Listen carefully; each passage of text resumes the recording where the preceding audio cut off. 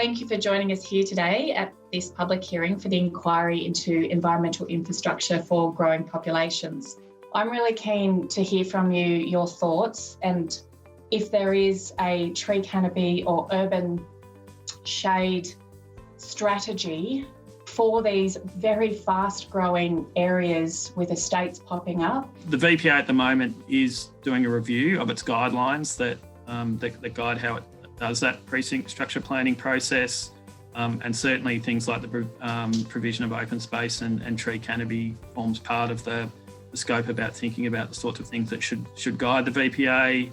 We were talking about multiple users for land. It wasn't clear to me exactly what were the implications of that. So some of those assets that are provided or around protection of waterways, there can be competing use around protecting that waterway and the health of that waterway and people wanting to access it for recreational purposes that could, depending on how that's done, have a detrimental effect. So, it's about how we sort of manage, those different sort of potential uses in a way that we get sort of trying to optimise the outcomes across different users of it.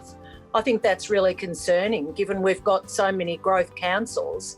And if we're saying that, maybe one's way out ahead and the others are not, shouldn't there be a change? Because all the while we're losing vegetation and creating urban heat islands that then have to be ameliorated later. I think if you did, through this inquiry, identify what you saw as best practice by a council or councils in relation to the responsibilities they have at the local government level, that you may well want to say something about that practice and the opportunity to bring other councils into that best practice space. There is a tension between the rules regarding tree clearing around power lines and maximising the density of the urban canopy.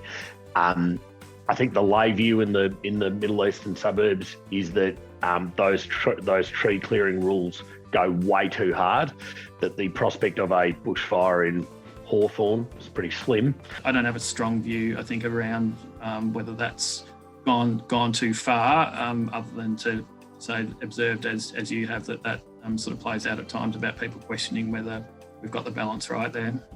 So from an environmental perspective though, you, DELWP, would like to see, where possible, but presumably the maximum retention of that urban tree canopy? Yeah, from a DELWP point of view, obviously tree canopy is an objective we'd like to see delivered on. And it's been suggested that having a dedicated fund is a way of accelerating the delivery of some of this large-scale environmental infrastructure, such as the Western Grasslands Reserve. It's a very complex one. I wouldn't be saying definitely a single fund is the answer, but there's no doubt that looking across the range of funding sources and whether there's ways to simplify that and better ensure outcomes from those contributions, I think is worthwhile. Finally, you've referred a couple of times to the open space strategy, and that being landed soon, I think was your word.